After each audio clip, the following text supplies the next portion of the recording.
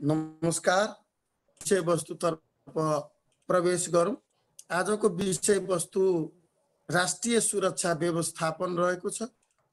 यसमा दुईटा कुरा, एउटा राष्ट्रिय सुरक्षा र अर्को राष्ट्रिय सुरक्षाको व्यवस्थापन।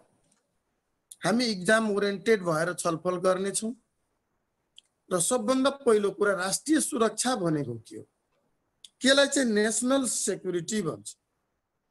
नेशनल सेक्युरिटी भनेको security of people's life, liberty, property, freedom and nationality, अर्थात जनताको जीव, धन, अधिकार, स्वतन्त्रता एवं राष्ट्रियताको राष्ट्रिय सुरक्षा हो। राष्ट्रिय सुरक्षा भनेको के हो? जनताको जीव, धन, स्वतन्त्रता र राष्ट्रियताको रक्षा गर्ने समग्र कार्य क्रियाकलाप को समष्टि नै राष्ट्रिय सुरक्षा हो। राष्ट्रिय सुरक्षा किन चाहियो त राष्ट्रिय सुरक्षा? नागरिकलाई डर, त्रास र भय मुक्त अवस्थामा जीवन निर्वाहको वातावरण दिन का साथै कल्चर अफ भायोलेन्सलाई कल्चर अफ पीसमा रूपान्तरण गरी समाजमा ल एन्ड अर्डर एन्ड मुलुकमा पीस एन्ड सेक्युरिटी को इन्स्योर गर्न नेशनल सेक्युरिटी को आवश्यकता पर्छ। राष्ट्रिय सुरक्षा भनेको जनताको जीव, धन, अधिकार, स्वतन्त्रता र राष्ट्रियताको रक्षा। किन चाहियो? दुई कुराको लागि। पहिलो कुरा, डर, त्रास र भय मुक्त वातावरण निर्माण गरी जनतामा शान्ति र अमन चैनको अनुभूति दिन। दोस्रो कुरा, कल्चर अफ भायोलेन्सलाई कल्चर अफ पीसमा रूपान्तरण गरी समाजमा ल एन्ड अर्डर र मुलुकमा पीस एन्ड सेक्युरिटी को सुनिश्चितता गर्न राष्ट्रिय सुरक्षाको आवश्यकता पर्दछ। राष्ट्रिय सुरक्षा भित्र के कुरा पर्छ त? राष्ट्रिय सुरक्षा भित्र नेपालको संविधानमा भनेको छ सार्वभौम सत्ता, भौगोलिक अखण्डता, स्वाधीनता, स्वतन्त्रता को रक्षा, नागरिक को जीव, धन को रक्षा, विशिष्ट र अति विशिष्ट व्यक्तिहरूको सुरक्षा,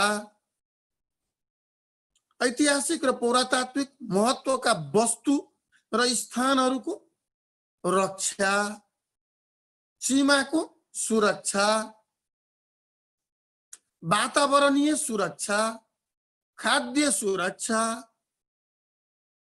सामाजिक सुरक्षा, आर्थिक सुरक्षा, अर्थात नागरिकको जीवनमा प्रत्यक्ष र अप्रत्यक्ष असर पुर्याउने सम्पूर्ण आन्तरिक र बाह्य तत्वबाट नागरिकलाई सुरक्षित राखे भय मुक्त वातावरणको सिर्जनासँग संलग्न सम्पूर्ण कुरा राष्ट्रिय सुरक्षाको तत्वभित्र पर्दछ। यसरी हेर्ने हो भने राष्ट्रिय सुरक्षा लोकतन्त्र, सुशासन, मानव अधिकार, नागरिक अधिकारलाई प्रचलन गराउने, संरक्षण गर्ने एक महत्वपूर्ण तत्व हो।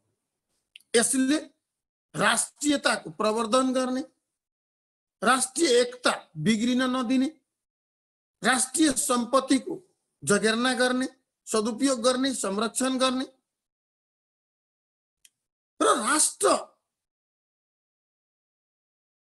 एवं छिमेकी राष्ट्र एवं अन्तर्राष्ट्रिय जगतहरूसँग समदूरीको सिद्धान्त, पंचशीलको सिद्धान्तमा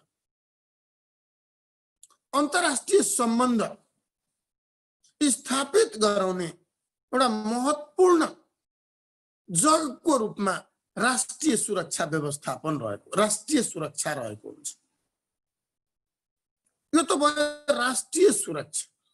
त्यसो भए राष्ट्रिय सुरक्षा व्यवस्थापन भनेको के हो? राष्ट्रिय सुरक्षा व्यवस्थापन केलाई भन्छ त? राष्ट्रिय सुरक्षा र राष्ट्रिय सुरक्षा व्यवस्थापन फरक कुरा हो। राष्ट्रिय सुरक्षा चाहिँ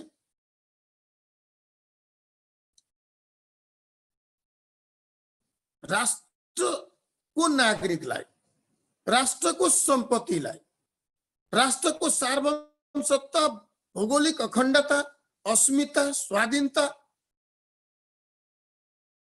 को जगेर्नाको लागि गरिने समग्र क्रियाकलाप चाहिँ राष्ट्रिय सुरक्षा हो भने राष्ट्रिय सुरक्षाको लागि जनतामा सुरक्षाको प्रत्याभूति दिनको लागि नागरिकलाई डर त्रास भय मुक्त राख्नको लागि आवश्यक पर्ने नीति, संयन्त्र,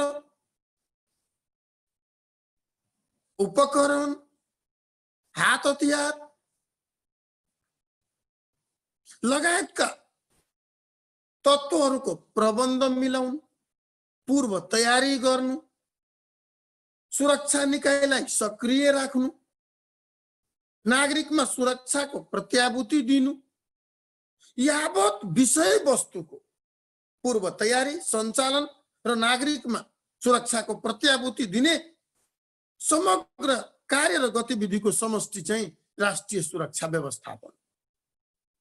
राष्ट्रिय सुरक्षा व्यवस्थापन भन्नाले के बुझिन्छ? क्वेशन आउँछ, जहिले क्वेशन सोध्ने यही हो। राष्ट्रिय सुरक्षा व्यवस्थापन भन्नाले केलाई बुझाउँछ त? राष्ट्रिय सुरक्षा व्यवस्थापन भन्नाले क्वेशन आयो भने सबभन्दा पहिले राष्ट्रिय सुरक्षा यो हो। एक लाइनमा भन्न सक्छौं, जनताको जीव, धन, अधिकार, स्वतन्त्रताका साथै राष्ट्रियता, सार्वभौमसत्ता, भौगोलिक अखण्डता को रक्षा नै राष्ट्रिय सुरक्षा हो। यसको मुख्य उद्देश्य नागरिकलाई डर त्रास र भय मुक्त अवस्थाको प्रत्याभूति दिनु र कल्चर अफ पीसलाई कल्चर अफ भायोलेन्सलाई कल्चर अफ पीसमा रूपान्तरण गरी सम्मानपूर्वक बाँच्न पाउने नागरिक हकलाई व्यवहारमा रूपान्तरण गर्नु रहेको हुन्छ।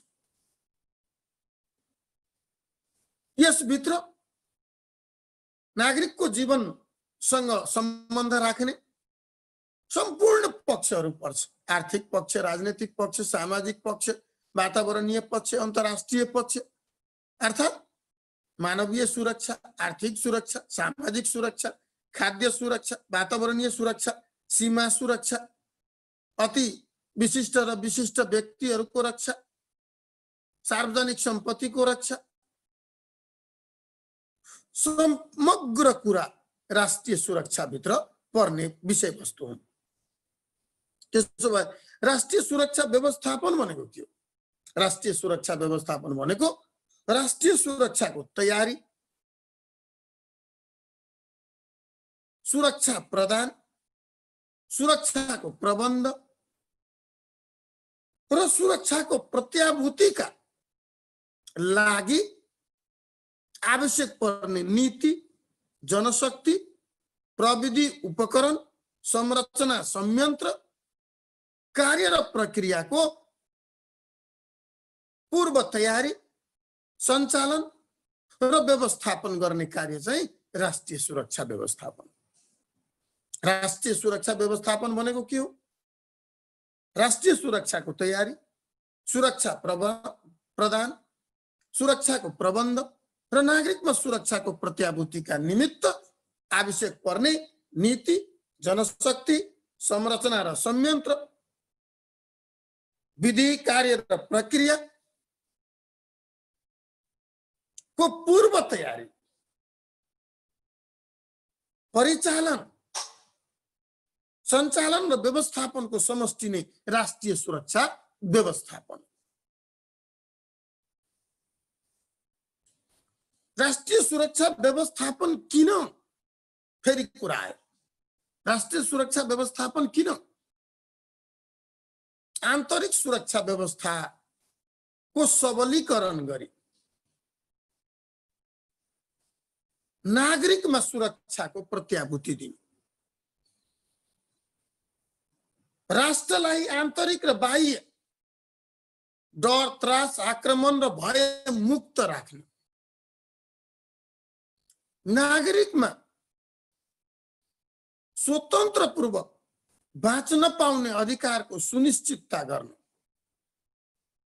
र समग्रमा राष्ट्रिय सम्पत्ति प्राकृतिक स्रोतको रक्षा र सदुपयोग गर्दै समृद्ध मुलुकको निर्माण गर्न राष्ट्रिय सुरक्षा व्यवस्थापन अपरिहार्य तत्त्वको रूपमा आधारभूत तत्त्वको रूपमा